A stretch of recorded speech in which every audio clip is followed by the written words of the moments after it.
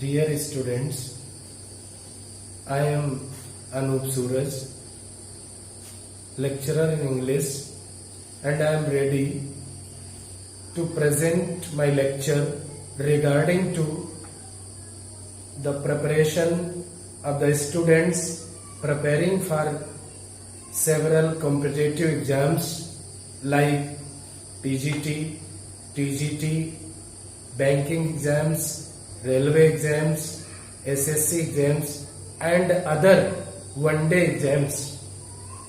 Today I am going to present my lecture on figures of speech. It is a very important part of literary portion. It contains so many things and factors which are very important for the competitive exams, and it will provide you at least 2 marks or 4 marks in each and every competitive exam.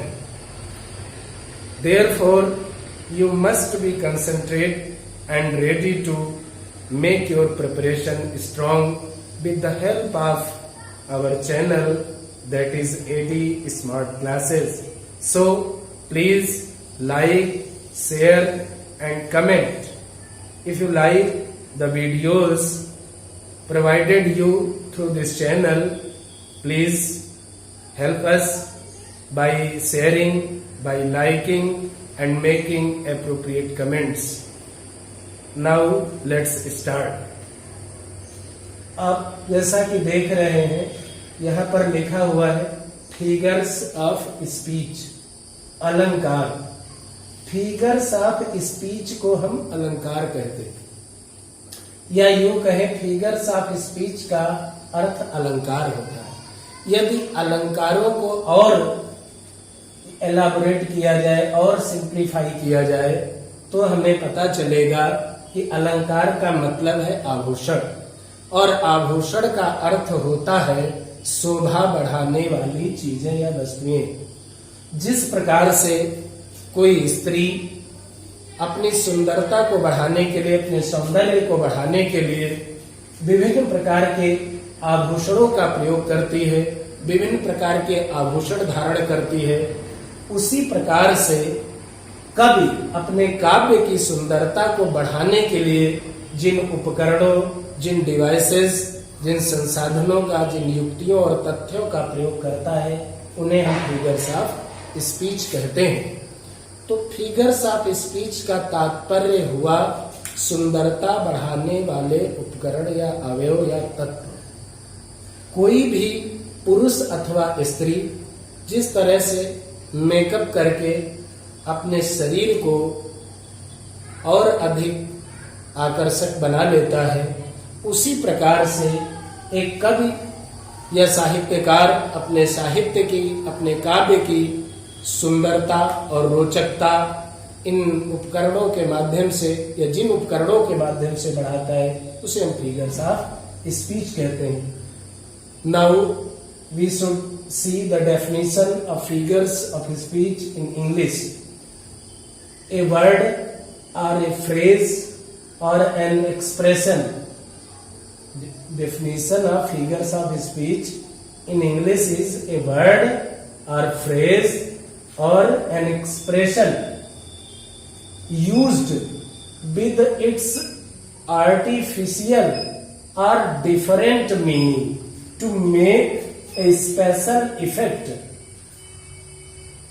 In Hindi, we can see, we can learn, we can say a word, एक शब्द अथवा phrase, phrase means शब्द समूह, वाक्यांश, और expression अथवा कोई अभिव्यक्ति, कोई कथन यूज्ड जिसका प्रयोग किया गया हो, विद इट्स आर्टिफिशियल, इसके बनावटी या अनरियल, अथवा डिफरेंट मीन्स अलग, स्पेशल, मीनिंग मीन्स अर्थ को, to make a special effect, एक विशेष अथवा खास किस्म का प्रभाव उत्पन्न करने के लिए।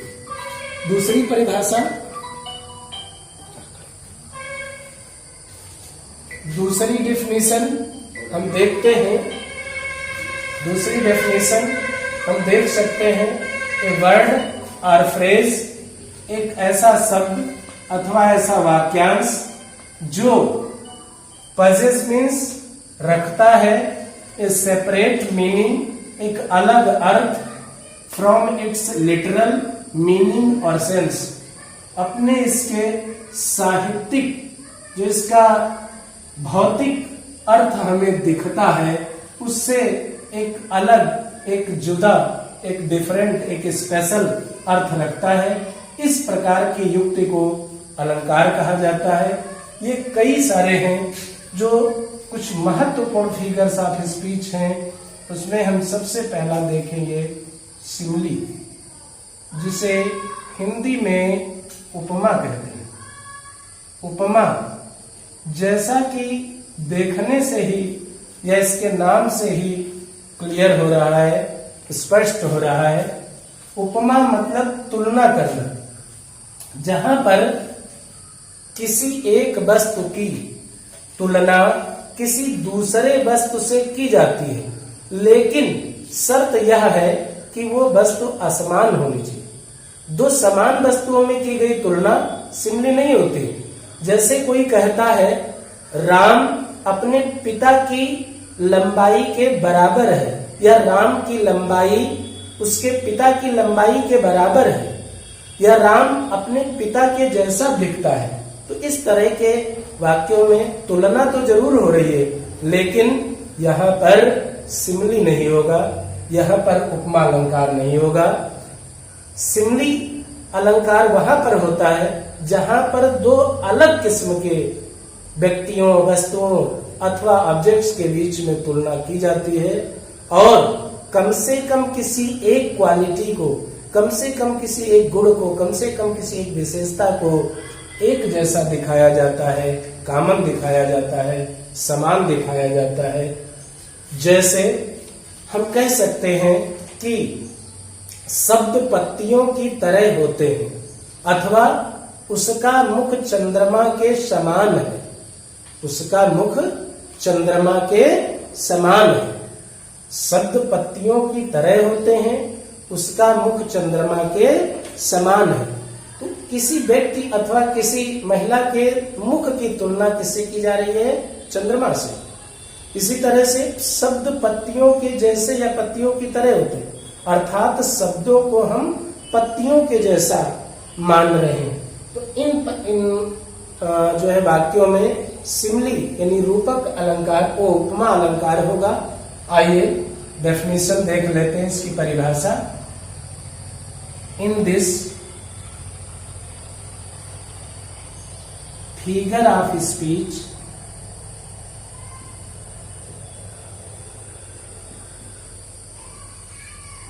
a comparison in this figure of speech, a comparison is made between two different objects, but having at least one point or quality in common, and the words of comparison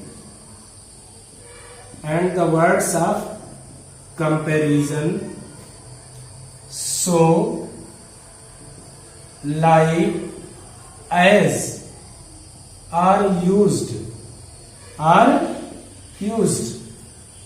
देखिए, in this figure of speech, इस अलंकार में, कौन से अलंकार में? उपमा में, एक कंपैरिजन इज मेड, एक तुलना की जाती है between two different objects, between two different objects, दो अलग अलग किस्म की वस्तुओं में, but having at least one point और क्वालिटी, लेकिन इस तुलना में खासियत क्या होती है कि कम से कम एक गुण को दोनों में, या एक बात को दोनों में उभयनिष्ठ अथवा कॉमन अथवा समान दिखाया जाता है।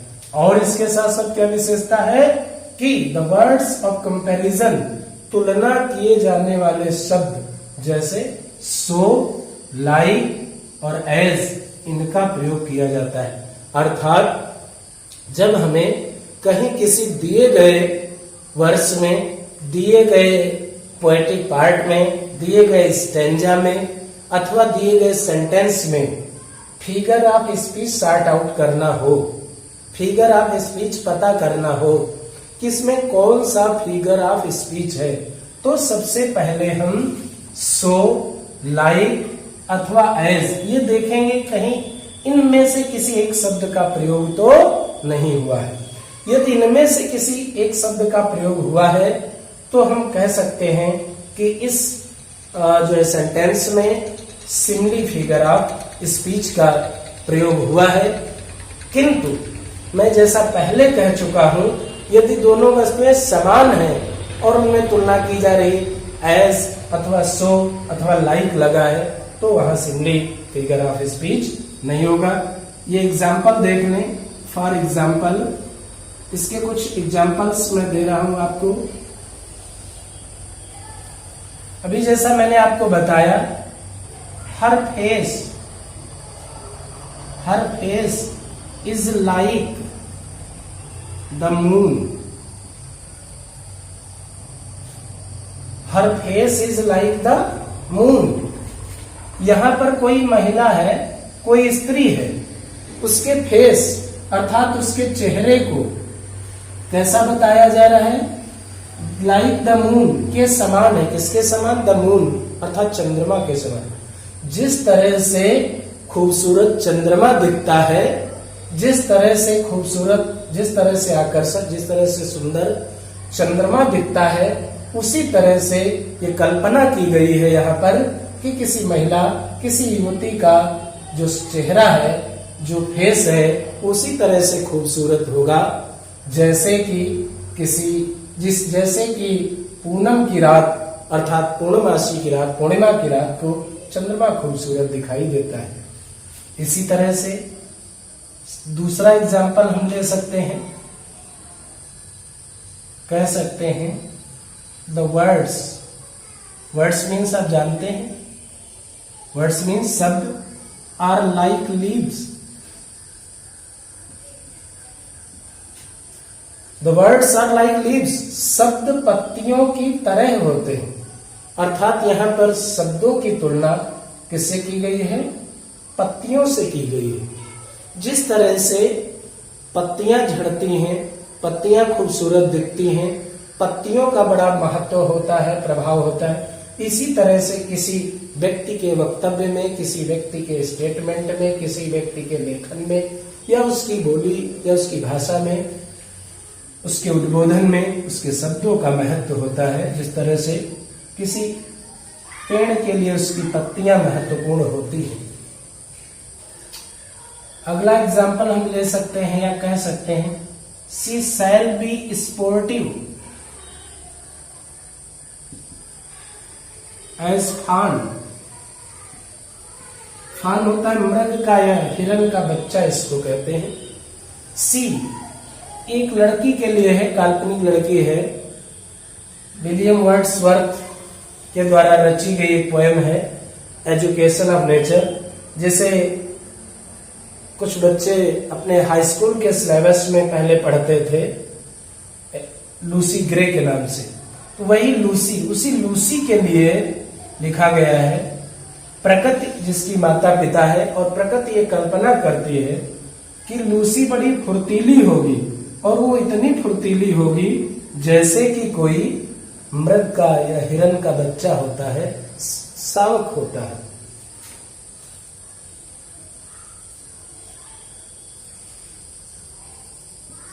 The world is like the stage of drama.